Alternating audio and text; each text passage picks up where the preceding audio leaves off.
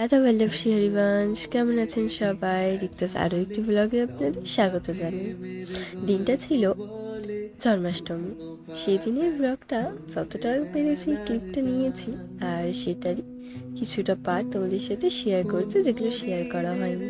এই যে প্রথমেই মালা গাঁথতে বসে যাওয়া হয়েছে। আমার বোন এখন মালা গেঁথে নিচ্ছে ড্রাই ফ্রুটসের, কারণ এখন হবে মহা অভিষেক।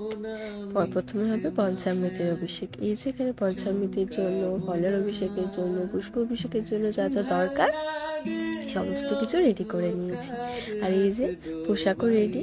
চলুন এখন অভিষেক পর্ব শুরু করা যাক। প্রথমেই তো পঞ্চামৃত দিয়ে অভিষেক করিয়ে নেব। দুধ, টক দই, ঘি, মধু, শর্করা সহযোগে। এই যে হয়েও গেল পঞ্চামৃত অভিষেক। এবার হবে ফলার অভিষেক। তাই এখানে আমার বোন একটা একটা করে ফলের মালা গাঁথছে। আঙুরের মালাটাই ওনাদের জন্য বেস্ট হলো, কারণ সাইজে এতটাই ছোট ছোট। তাই এই যে প্রথমে করছি ডালিম দিয়ে, আর তারপরে হবে ম্যাঙ্গো দিয়ে, সর্বশেষে ডাব দিয়ে হয়ে গেল ফলার অভিষেক। এবার হবে শাওয়ার, ফলার শাওয়ার, ফলার অভিষেকের একদম অন্তিম পর্ব। আমি 3 রকম অভিষেক করেছিলাম। এই যে লাস্ট হচ্ছে পুষ্প অভিষেক। তাই মালাগুলো এখন ছোট করে নিচ্ছি। মালাগুলোর গাঁথা হয়নি, যেগুলো ছিল সেগুলোকেই হাফ হাফ করা হচ্ছে। এই যে এখন প্রত্যেকজনকে মালা পরিয়ে দেব। আর আগে করব হলদি অভিষেক। হলদি আর কুমকুম সহযোগে আরতি করে নেব, তারপর করব আমরা পুষ্প অভিষেক। তাই এখন কুমকুম লাগিয়ে নিচ্ছি। এবার করে নেব আরতি। কত সুন্দর লাগছে তাই না? আর এই এখন আরতি করার পর পুষ্প দিয়ে শাওয়ার করা হচ্ছে, আর এখন পুষ্পের বৃষ্টি করা হচ্ছে লালাদের উপর।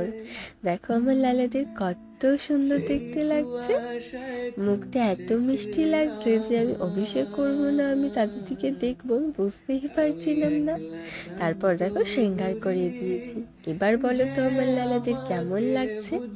তারই মধ্যে আমার 2 বোনকে পাঠিয়ে দিয়েছিলাম যে যা তো তোরা গিয়ে এগুলো সাজিয়ে ফেল, কারণ আমি ওইদিকে করছি, তোরাও টুকিটাকি কাজ কর। তারপরে এসে দেখলাম ওরা খুব সুন্দর করে সাজিয়েছে।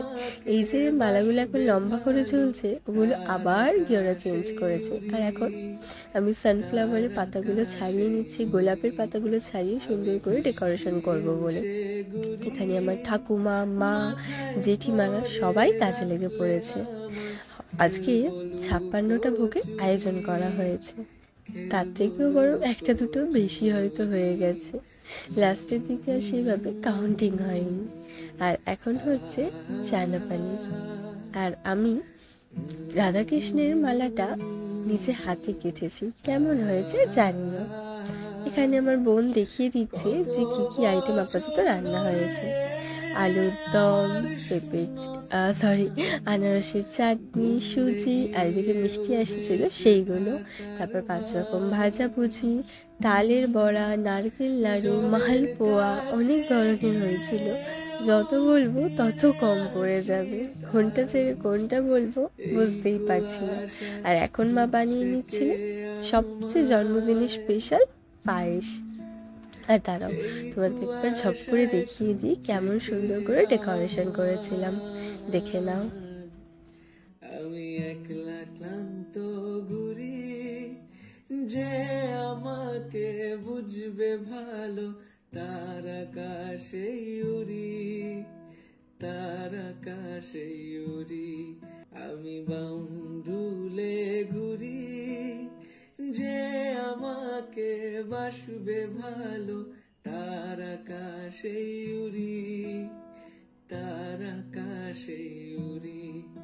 আমি বৃষ্টির সে গুড়ি, মাথায় করে রাখলে আমায় খেলবো লুকোচুরি। তো আমাদের ঠাকুর ঘর কেমন সাজানো হয়েছে বলো তো। আর শত লাস্টে বাকি ছিল খিচুড়ি। যা, এই সব শেষে সময় পেয়েছি একটু নিজেকে রেডি করতে। সবাইকে রেডি করতে করতে নিজে সাজুগুজুই তো হচ্ছিল না। তো ফাইনালি রেডি হয়ে গিয়ে ভোগগুলো সাজিয়ে দিয়েছি একে একে, কারণ বাউন ঠাকুর এসেই তো তাড়াহুড়ো করবে। তো আমি যতটুকু জানতাম টুকটাক সমস্ত রেডি করে, আচমান প্রক্রিয়া করে রেডি করে সমস্ততে তুলসীপত্র দিয়ে রেখে দিয়েছিলাম, যে আসলেই উনি পুজোটা করে নিতে পারবেন।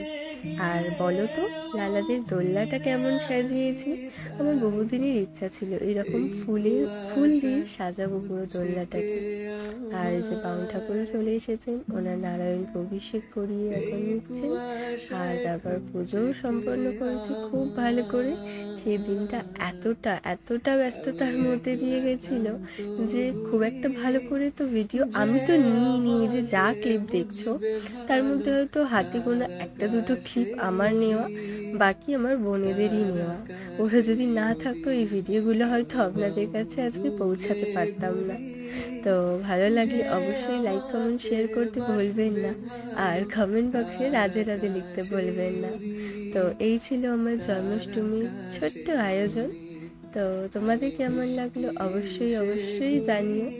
তো দেখা হবে আবার কোনো নেক্সট ব্লগে। এখনের মতো টাটা, রাধে রাধে।